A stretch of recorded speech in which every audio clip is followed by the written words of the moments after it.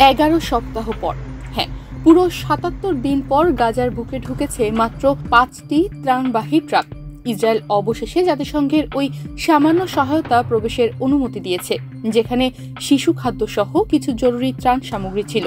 কিন্তু জাতিসংঘের মানবিক সহায়তা প্রধান টম ফ্লেচার এটাকে তুলনা করেছেন সমুদ্রের মধ্যে এক ফোঁটা পানির সঙ্গে। প্রায় 21 লাখ মানুষ এক ভয়াবহ মানবিক সংকটের মধ্য দিয়ে যাচ্ছে। খাবার নেই, পানি নেই, ওষুধও নেই।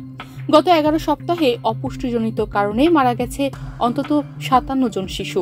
ইসরায়েল বলছে এটি কৌশলগত সহায়তা।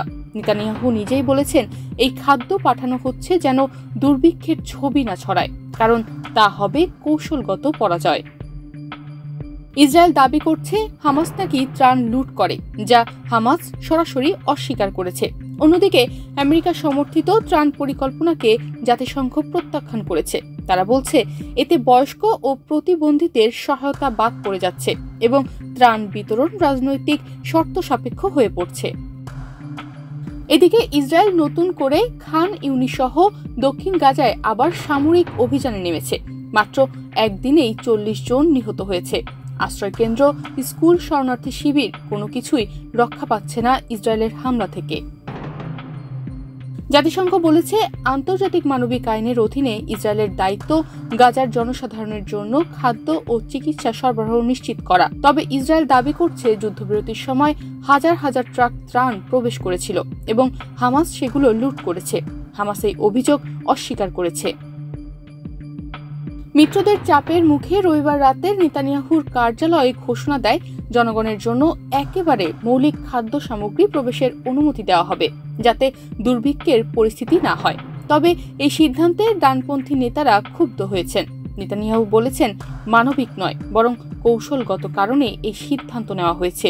তিনি বলেন দুর্ভিক্ষ যাতে না হয় কেবল সে কারণেই আমরা এই সামান্য সহায়তা দিচ্ছি।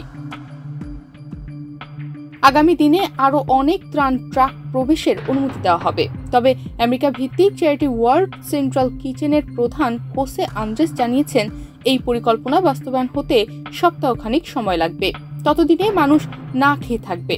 জাতিসংঘ ইতোমধ্যেই 8,900 ট্রাক ত্রাণ প্রস্তুত রেখেছে এবং একটি স্বচ্ছ, নিরপেক্ষ ও কার্যকর পদ্ধতি রয়েছে ত্রাণ বিতরণের জন্য।